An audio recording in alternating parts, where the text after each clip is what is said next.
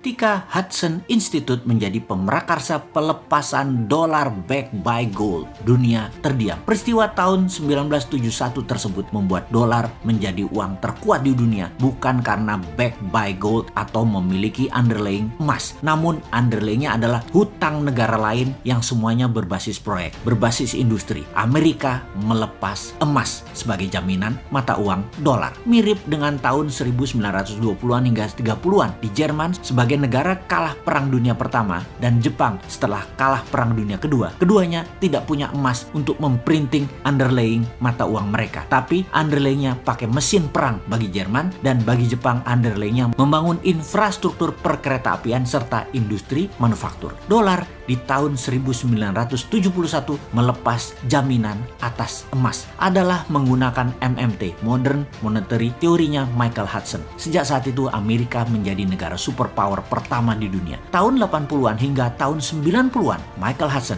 adalah guru besar yang mengajar di kampus di Peking University, di mana hampir semua petinggi politbiro yang saat ini menjabat di Tiongkok adalah murid beliau. Setidaknya mereka semua memahami hal yang sama, yaitu MMT. Sehingga di tahun 1989 pertama kalinya Deng Xiaoping ambil posisi ekonomi dengan mendemokratisasi uang renminbi pakai proyek underlayingnya. MMT dipraktekkan di Tiongkok sejak saat itu. Kedua negara tersebut saat ini menjadi dua negara besar. Yang satu, Amerika, sudah menjadi negara superpower, bahkan dengan kekuatan teknologi, paten, dan free thinking country terbebas di dunia. Amerika belum terkalahkan. Sebagai murid Hudson tidak langsung, karena saya hanya mengikuti buku-bukunya dan belajar dari muridnya Hudson, salah satunya belajar dari Stephanie Kelton, maka sejak 6 tahun yang lalu si Sontoloyo ini menyatakan akan membuat negara Indonesia menjadi negara sejajar dengan dua negara besar tersebut, dan di tahun 2045 akan menjadi negara terkuat di dunia di atas dua negara tersebut. Dan alasannya apa? Alasannya Indonesia memiliki 4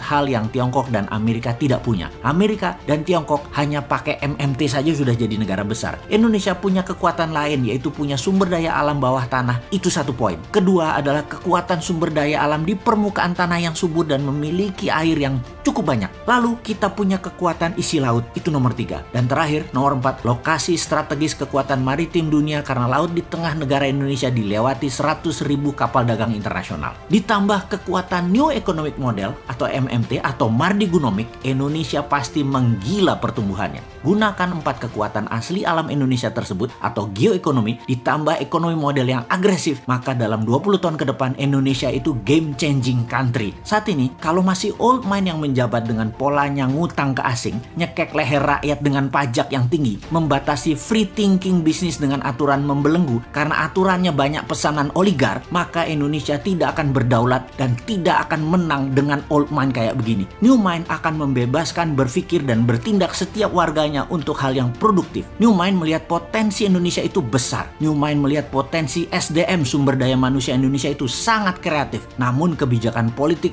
parlemen, dan partai membelenggu kreativitas dan potensi. Musuh terbesar bangsa Indonesia adalah sistem politik yang membatasi manusia berkompetisi berdasarkan prestasi dan potensi. Harusnya pilihan politik apapun yang diambil silahkan, tapi menjalankannya adalah mereka yang memiliki visi, potensi, dan kemampuan kelas dunia. Jangan sampai yang dekat dengan pejabat yang dipilih, tim pemenangan yang dipilih, yang memodali yang dipilih, buzzer yang dipilih, yang pinter nyenengin dirinya yang dipilih, yang melindungi dirinya dari pejabat agar selamanya berkuasa itu yang dipilih. Itu yang mendapat jabatan. Jangan itulah. Itu nggak ngurusi rakyat namanya, nggak ngurusi negara namanya. Makanya New Mind selalu bertanya, kok tahun 2024 lama bener ya?